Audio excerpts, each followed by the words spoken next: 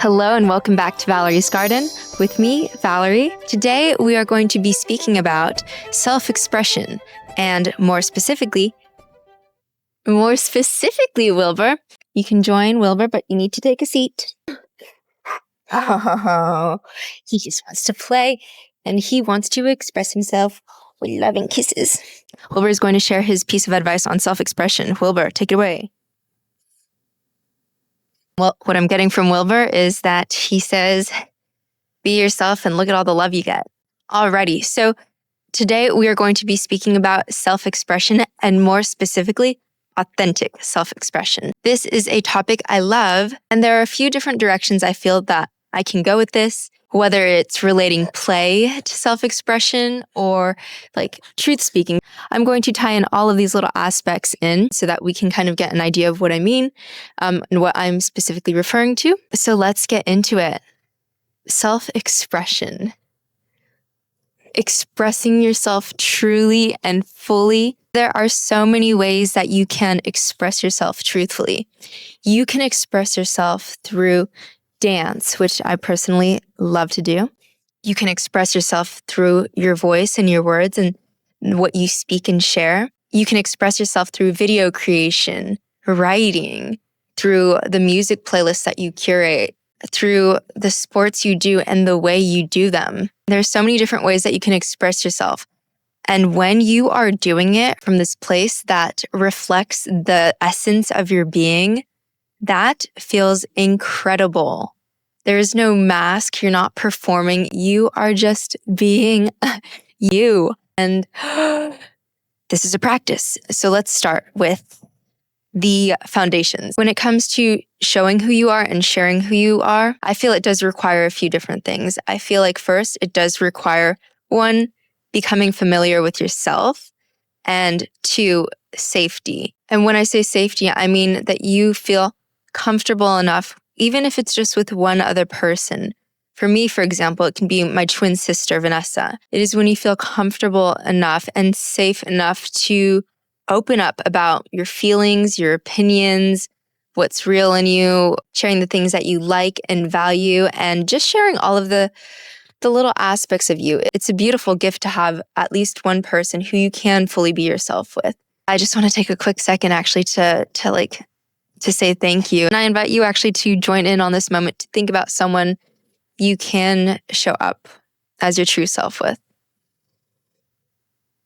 I noticed from experiences in my life when I have not felt the most safe with another person or maybe even within myself to be able to open and share myself with another person, I noticed that when I don't feel the sense of safety, I do tend to shy off a bit and I'm scared to speak and share my voice and my words or maybe what I'm going through.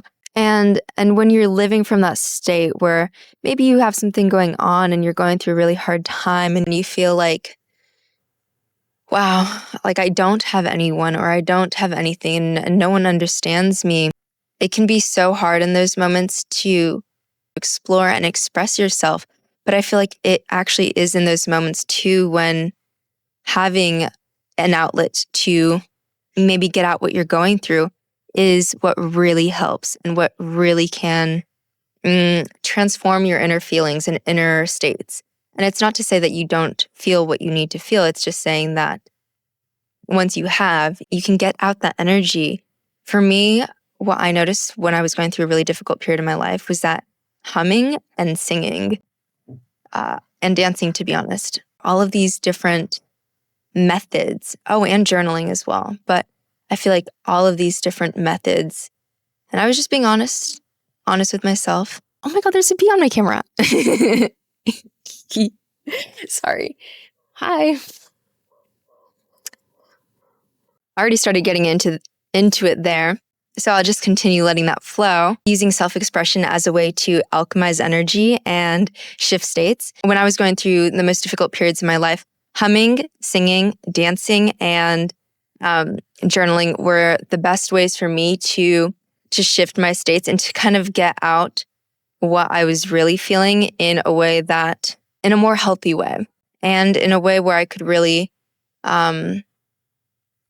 be present with what was going on, if that makes sense. I believe that humming and singing actually stimulate the vagus nerve, which creates a sense of safety in your body. So with singing, it's funny because I would just hear a song without any lyrics and I would let myself sing. And sometimes I would sing in the form of actual words. And other times I just let myself intuitively make sounds. And it's funny because I notice sometimes the sounds would be first like, and then the more I would just let it flow and be with the music, the more they kind of sounded like, whoosh, whoosh, whoosh. Like, okay, that was terrible, but like they would just flow and it would sound like, whoa, is that sound coming from me?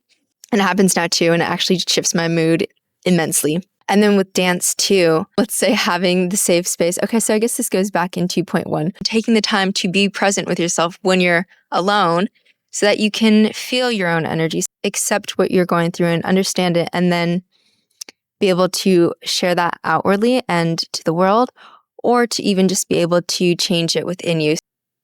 Whoa, so many good bugs out here. Let's say you're going through something difficult and all you want to do is lay on the ground, lay on the bed, not do anything, scroll on your phone, eat. In the privacy of your room or your bathroom, put on some music and just let yourself move and dance and express what you are feeling in that way. That's just my recommendation. Have some time, journal out your thoughts, really get it out and see there's this energy in you and you need to have an outlet for it. I wanted to start this podcast by saying the more time you can spend alone, getting to know yourself and being in your own energy, the easier it is to discover what you like. You can explore, you can play, you can try different things. You can paint, you can create, you can make videos, you can make podcasts. Or when you spend time alone and you get to figure out, hey, like, who's Val? Who am I? You discover what feels right and truthful to you, and then you can share that with the world. So spending time with yourself and feeling a sense of safety is also super helpful when it comes to sharing yourself. It's funny with me because I feel like when it comes to expressing myself, I have always been very good at expressing myself on camera. But sometimes when the opportunity came to share myself face to face with another person, I could feel myself shrink a little bit more and shy off a little bit more. For example, on my Instagram, I am very open to sharing my dancing and hula hooping and sharing the kinds of music I listen to. And more recently, I'm practicing sharing myself, the full me and what I like with other people in person too. So whether it's someone saying to put my song on the queue in the car, I will put a song I like on the queue. And if you know me or if you've been in the car with me, sometimes you've heard me probably say, that's okay, we can listen to your music. Or, but my music might be too one way. My music might be too slow for the vibe. So safety is important. And the way to develop safety first comes from within. And the way it comes from within is through practice. So here is a big point that I want to emphasize. Authentic self-expression is a practice. Showing yourself and sharing yourself with others and the world is a practice. It is a choice and a practice. The reason someone would choose this to share themselves honestly and openly is because it feels so truthful. Your body feels truth. And it feels good, and it feels right, and it feels so aligned. It becomes this feeling that feels so true that going back to any other way just feels wrong. But it's a practice. You have to choose to share yourself and open yourself up and be vulnerable with another person or online. That's a choice. And it is so liberating to do so. It is probably one of the most liberating acts that a human can do, is be their full multidimensional self and share that and show that. Once again, I feel like the best way to practice this, going back to step one, is to spend time on your own And the best way to practice this is through doing it. And when you're doing it, the voice of your ego, your inner child, the mind's voice, whatever you want to call it, it gets loud. It gets very loud and it'll speak lies to you. And it will tell you phrases that try to shrink you and make you feel small and maybe even ashamed or embarrassed. And I have spoken about the voice of the ego in other videos, such as taking the leap and it telling you not to take the leap because it wants to keep you safe. But the voice of the ego is present with us all the time, and it shows up in many different ways, especially when it comes to showing who you are. So when the voice comes in and it says, Val, don't make a podcast. What if people don't care what you have to say? What if no one listens? Or there are so many other people who speak about these very topics. Why should anyone listen to you? And all of these little voices and noises, those are the lies. Because guess what? No one is Valerie, no one is me, and no one is you. And no one has the very specific life experiences that I have. We are all so unique and different. So the way that I communicate a message will be very different from the way you communicate a message. And that's what makes it beautiful. We have different audiences. We have different people who are in our fields and who surround us. There are many different people around us, and people also take in information and messages differently. So maybe one person will express the idea of authentic self-expression in 10 words.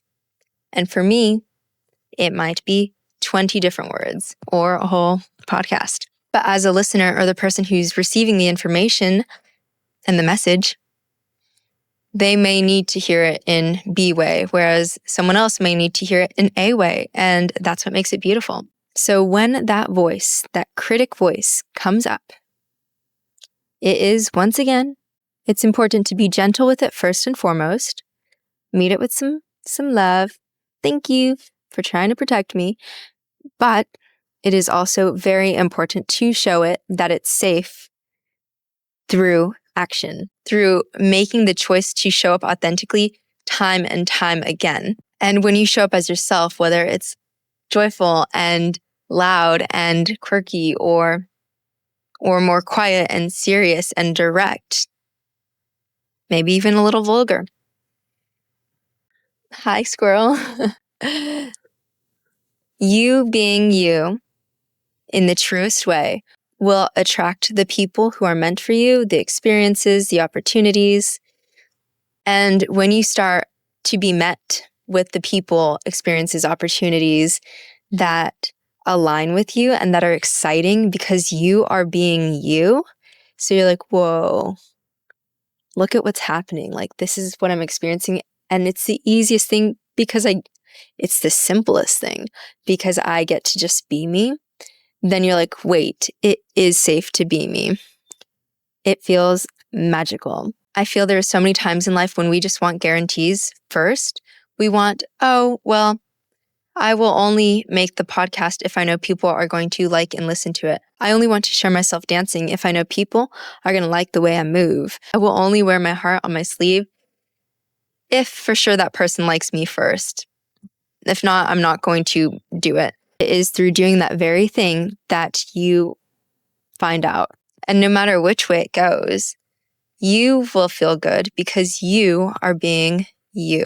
The interesting thing about social media is that many times people feel like they have to just be one thing and show up in this one specific way. I used to run a fitness Instagram page and I love sharing healthy food and movement. And if I would eat something that wasn't healthy, I would feel like, damn, now I'm not being truthful to this image that I put out of myself. When in reality, we are so complex and all of these aspects of us make us human, and it's beautiful. And it is exhausting to always be only one thing. And I feel like sometimes that's the thing about having like a niche on Instagram. So I feel like embracing all aspects of yourself, accepting and then embracing all aspects of yourself is very healthy so that there is no performance. I feel resistance saying the words spiritual awakening, but let's just say when I had my big shift in life, when I became more conscious and aware, I remember feeling like I needed to be more quiet, more observant and listening. And I had to keep my joy a little bit more like grounded and centered and not be so loud and expressive. And that like spiritual identity, that kept me small. And while I feel like it was very important to implement more of these, we'll say, behaviors like listening and observing and being still, while it is very important to integrate those things into my life and into my daily living, it is just as important to, I almost want to say more important, but it is just as important to be me. And Val is very joyful and playful and giggly and childlike, and I like to make jokes and I like to have fun. I like to be silly. And while I'm everything, right? I'm not just those things, but those things are a very big part of who I am. And so when I realized that I want to say the most spiritual thing that I could do was just be me and embracing me and being true to myself and my desires, wants, needs, everything, and expression, that is what felt the most truthful and beautiful. And there are different times and places to be a different way, whether it's holding space for someone else, or if I'm locked in and focused on speed workouts for an upcoming race. For the most part, being able to just not think about it too much and just show up as myself, that is liberating and that is truthful and that feels right for me. My final thought on that is that we are complex. And if you're like me, you have many different interests and passions, and life isn't just one thing. It's many things. I love dancing. I love singing. I love doing yoga. I love being soft and gentle and flowy. And I also love feeling strong in the gym and pushing myself during a workout and getting dirty during a Spartan race, whether I'm rope climbing or crawling in the or crawling in the dirt under some barbed wire. Like, all of these aspects of myself are what makes me feel alive and like me. My final piece of advice is to be in your own energy frequently. Figure out what to love, play, experiment. You don't get this part wrong, right? And then practice showing up as that person. And the more you practice this, the safer you feel to continue doing it. And the more you practice it, the easier it becomes. And your body and your nervous system already feels like it's safe. It knows it's safe because you've done it before. When you practice this, you will feel free. You are free. You are free to be you. And I want to say, when you are being authentic, when you're being you, you will be the most magnetic that you have ever been. But when something is magnetic, that means they're also polarizing.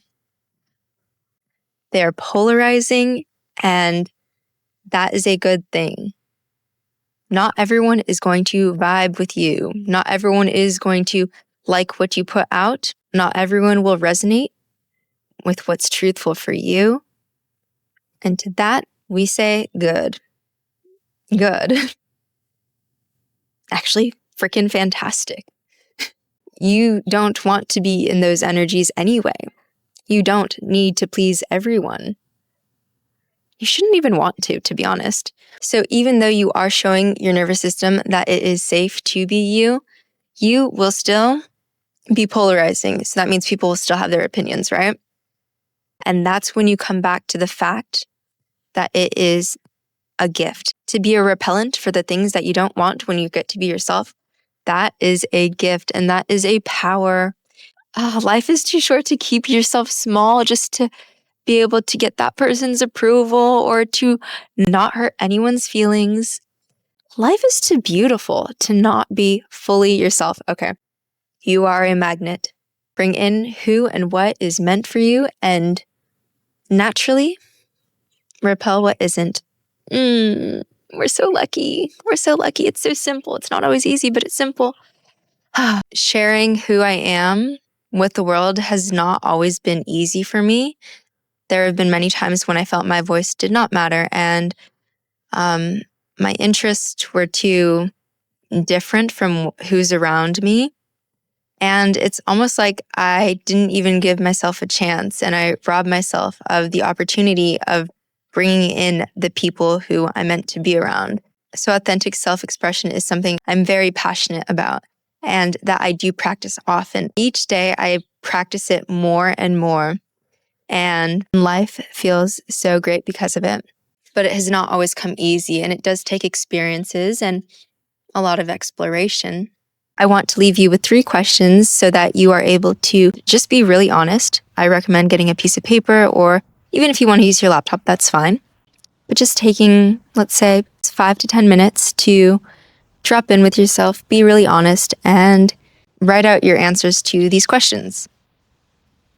If you're driving, you can also just think about them, but there is something very powerful about writing. The first question is, where am I holding back my truth?